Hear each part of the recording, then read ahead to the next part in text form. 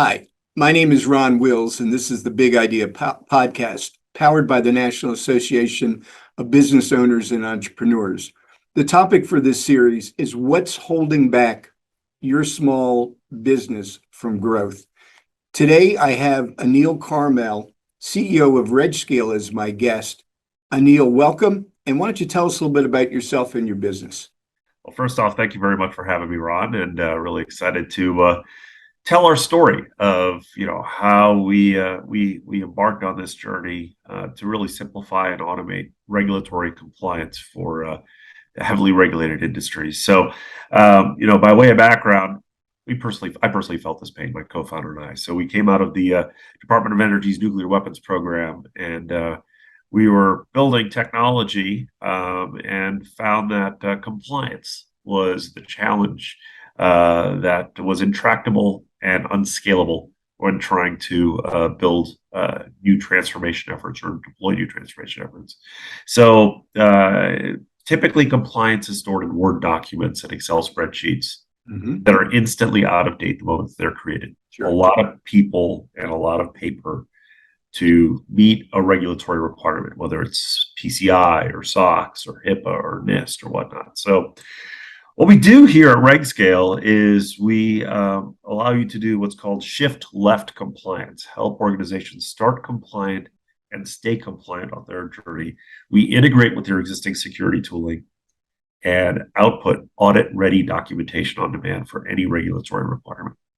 Wow, that's pretty impressive. So this is software-based, runs in the background? Yeah, it's 100% software. And what industries are your top industries right now? Yeah, so three primary verticals: public sector, so both government and the contractor community. Okay. Financial institutions, so some of the medium to very large financial institutions, and then energy and utilities are the three markets that were initially. Really? Okay. I'm with you. I have a government contractor clients, and oh my God, I think a discussion of compliance issues comes up on a very frequent basis. Yeah. I wouldn't have thought of the energy suppliers down there, but I guess that also makes sense. When did you start your company? So RegScale actually was birthed out of another company called C2 Labs. So C2 Labs is a full stack software development firm, does high-end DevSecOps work, implementation work for high-end technologies, as well as cyber compliance work. So this company, RegScale, was born out of C2 Labs. We closed a $1.5 million note 8 months ago to spin RegScale out. So the company's only 8 months old.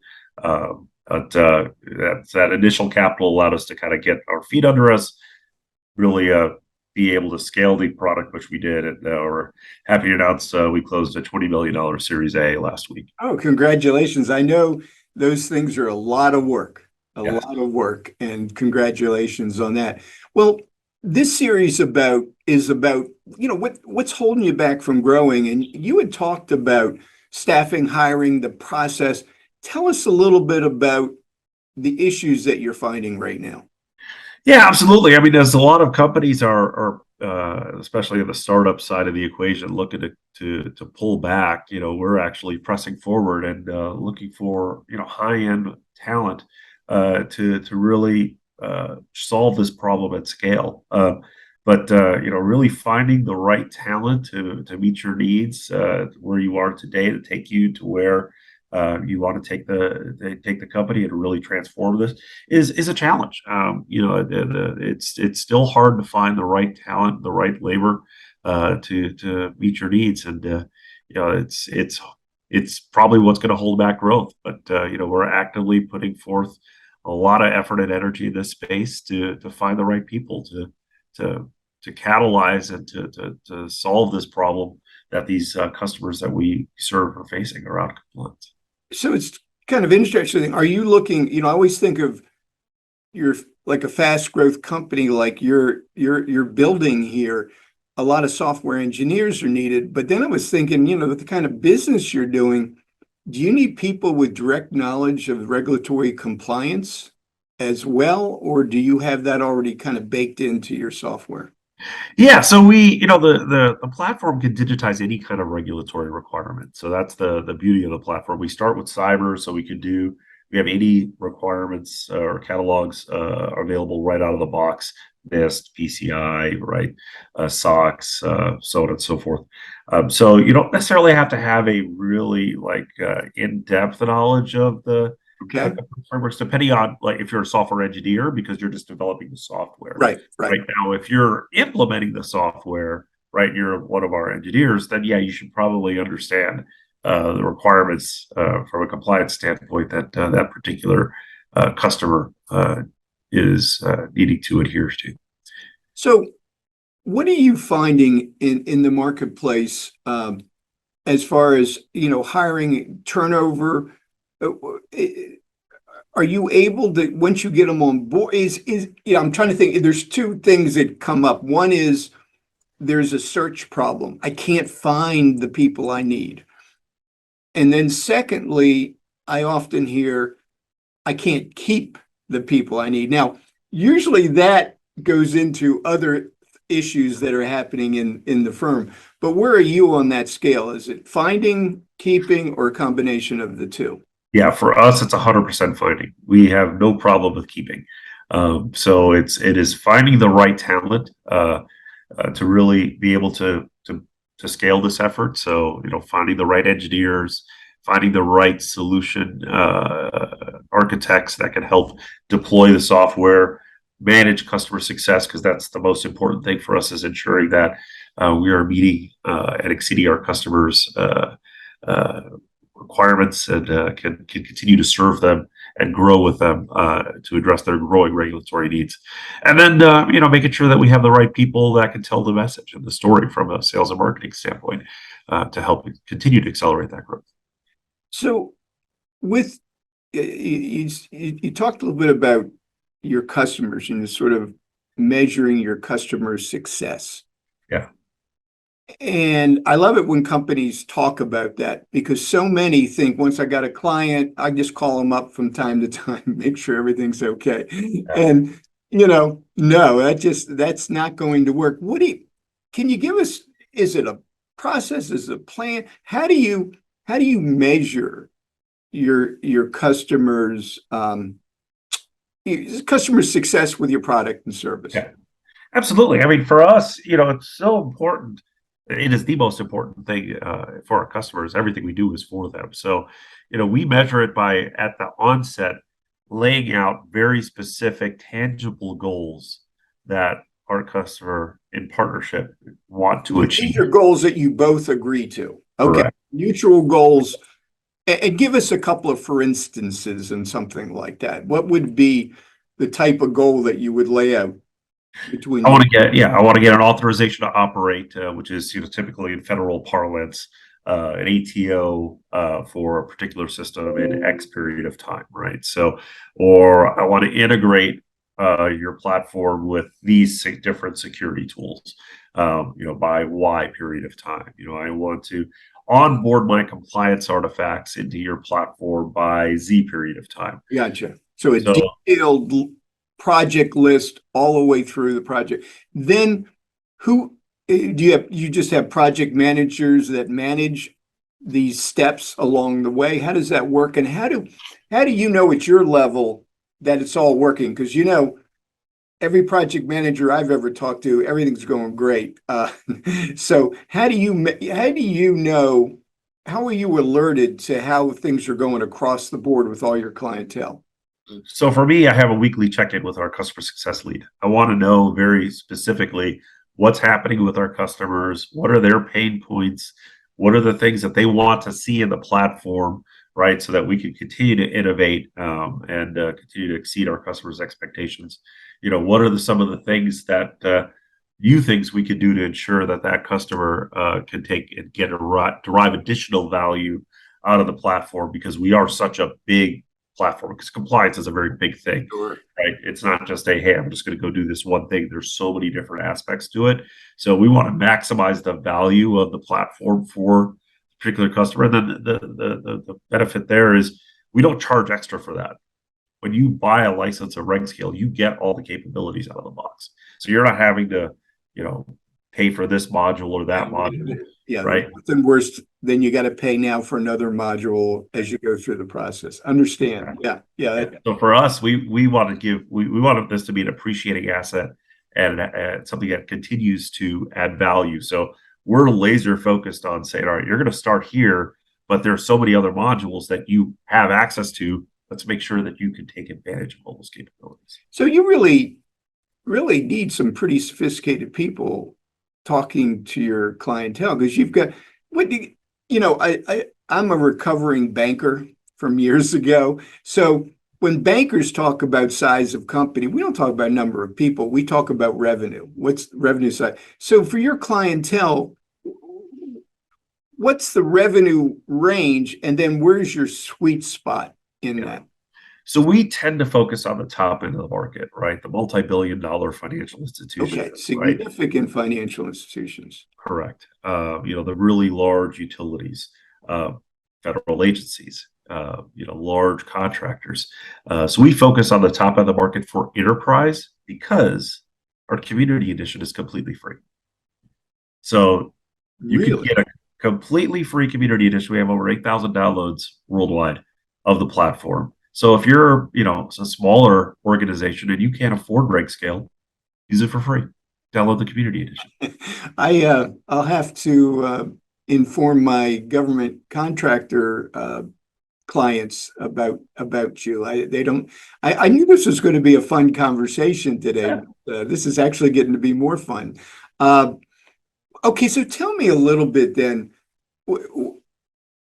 How many openings do you have? How hard is it to find people? Are you doing anything creatively to find more people? Yeah, so we have 8 openings today for this wave.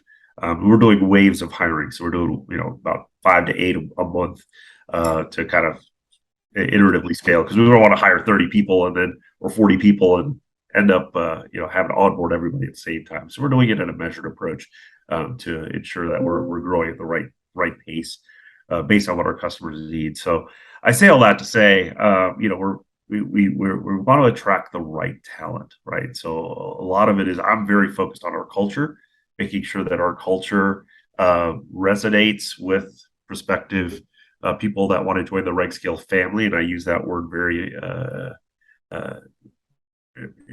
pointedly in the sense that we are a family, right? We spend a lot of time talking to people, talking to each other, right? So we take care of each other. So when we invite somebody into our RegScale family, they have to be part of that culture that we embody here. So like our mission is to free organizations from paper, right? Because paper is something that's great, but when you live in a digital realm, you can't scale the paper. So let's free you from that paper, whether it's physical or Word or Excel.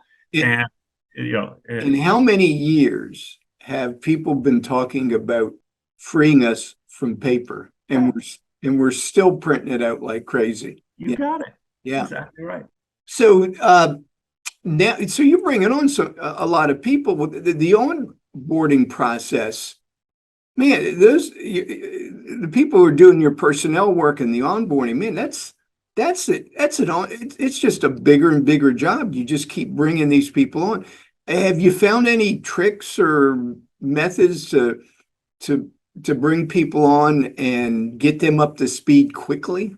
Yeah. So for us, the way our organization is structured is, there's a lot of like layers and bureaucracy that we used to work in, right? Because we came out of government, and we firmly believe that you don't necessarily need a lot of layers and bureaucracy to get things done. So given that we rapidly get people plugged in at immediate value, right? We have an onboarding process within a day. You get plugged in and you see, here's our values, here's what our product does. Make sure no matter who you are in the organization, everybody gets to see this is who we serve. Here's our customers. Here's the problem we solve. Here's our mission, and here's our values, right? We deliver freedom from paper, so we're focused, we're resourceful, right?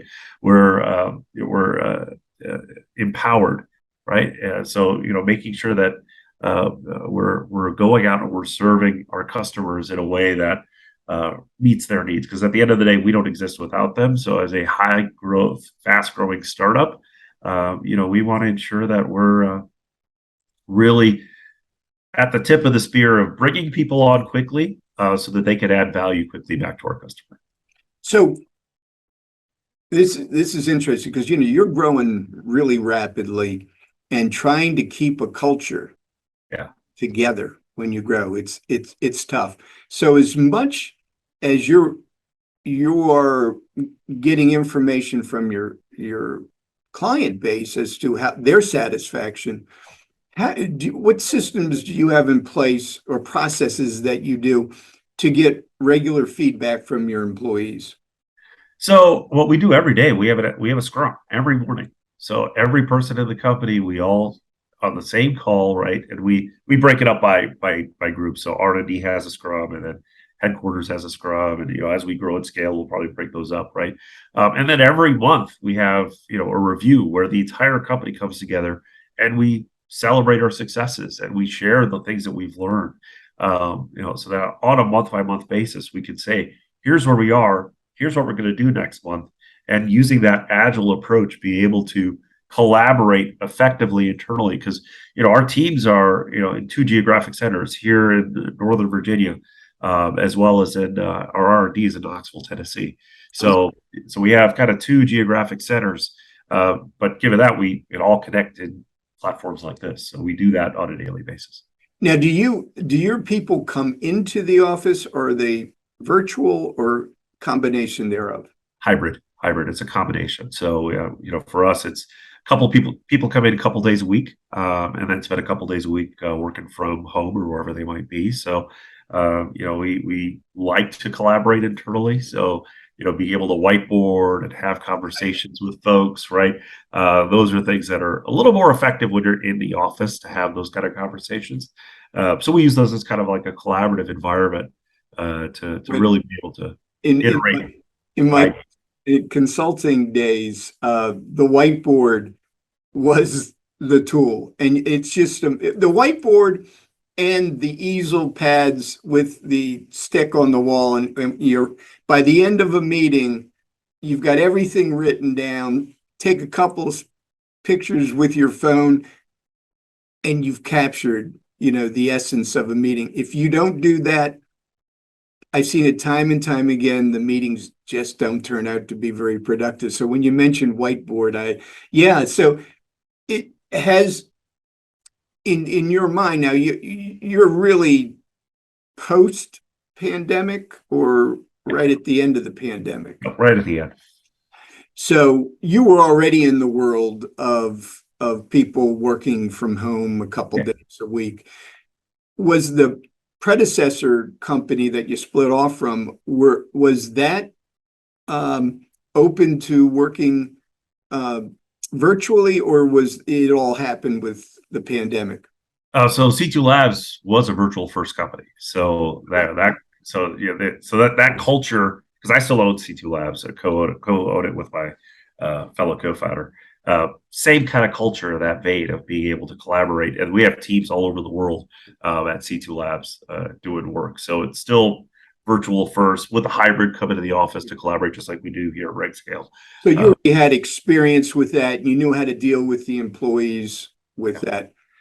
Anything that you plan to do differently in the future here as your needs for growth are, start pushing at you harder and harder? And I know you'll have investors that'll be pushing you as well. What are your plans for future hiring growth? And, do you plan to do anything different? I mean, we're going to try whatever it takes to bring on the right talent to join the RegScale family. So, being a startup gives you the ability to iterate and ideate and try new things.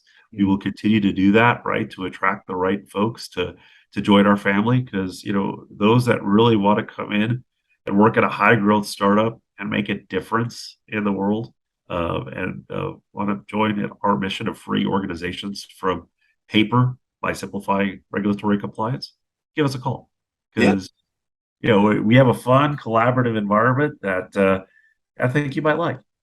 I I did some consulting work for the banking industry, very much around the regulations. Yeah. And we produce paper, Anil, like you've never seen before. Yep. Mounds and mounds and mounds of paper. Yep. So we would have absolutely loved as senior system. This is probably going back about 10, 12 years ago. But yeah, it's frightening when you think about how much paper is getting produced and then the inefficiencies of Yeah. paper. Yeah. There's more than just getting rid of the paper. You're getting rid of the inefficiency of paper. So that's what makes what you do very, very exciting for me, having been in that painful world of regulation and working with FDIC and state regulators and so forth. Exactly. Exactly. So, I'll say this, there's a time and a place for paper, right? So, there are times where it is helpful to see something written.